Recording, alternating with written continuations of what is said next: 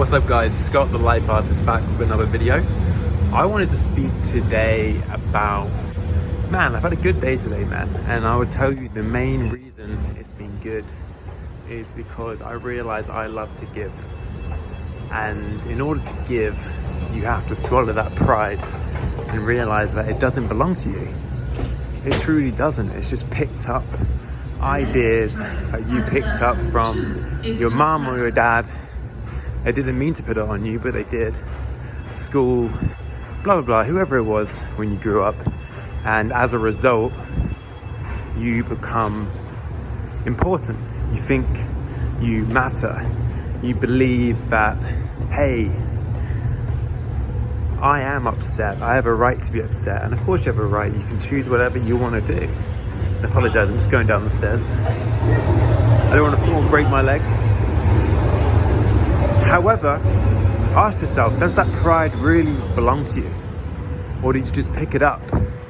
Are you sensitive because, well, you inherited it, but it's not really yours, right? Is it really your sensitivity? And what I realize is that it's not. If I have a clear space to give, I will give. Now, does that mean I run around looking for people to give to? No, it doesn't. It means I just do as I do, but being of service is very natural. It's very, very natural to be of service to others. And that held me back for a while because I would match other people's energies, other people's conditions. People would be cagey and I'd be like, if they're not giving to me, I'm not giving to them. But guess what? When you don't give, whether it's to yourself, going to the gym, taking care of yourself, being kind, being good to yourself, or giving to others, guess what happens?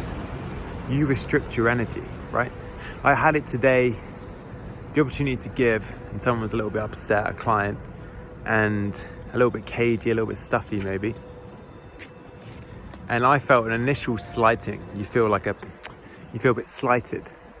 It dented my pride, and I was like, do I really care? And the answer was no. And I just gave because there was a clear pathway for me to give. So don't hold back, right? Now that doesn't mean don't have boundaries. It doesn't mean if someone, like I kind of have like a rule of three, a general rule of three. If someone is pushing you and pushing you and pushing you, you know there's no way for you to give anymore, right? Some people, there's a closed door to give. You just can't. You try your best and the best thing you can do is give them space. But when people have little reactions, 1, 2, or 3 reactions, ask yourself, can you still give? Now you might be a bit more bullety or a bit more steely and just go straight with the facts or whatever information you need to share with them. And that's very natural, right? To be kind of professional and just give. But don't stop loving and giving because someone is a little bit upset, right? Because, and I learned this from my mother, that we can lighten up around these serious upset issues, right? Because a lot of the time we're just upset babies, we're upset kids that have forgotten that we're here to play. And as a result, you see other upset kids in the playground, you think that's what reality is, but there isn't. There's a lot of people out there having fun and living from their heart. And so your heart never stops giving. So keep it open and keep giving, okay? So I love you guys. Drop the pride or swallow the pride, realize it's not you, and that you came here to give to yourself and give to others, and that just because someone else is in a bad mood doesn't mean you still can't give to the situation, give to them. If it becomes too much, get out. But for the most part, it's buckling up or manning up, woman up, or just freaking hearting up and just realizing, man, I can still give, this doesn't affect me.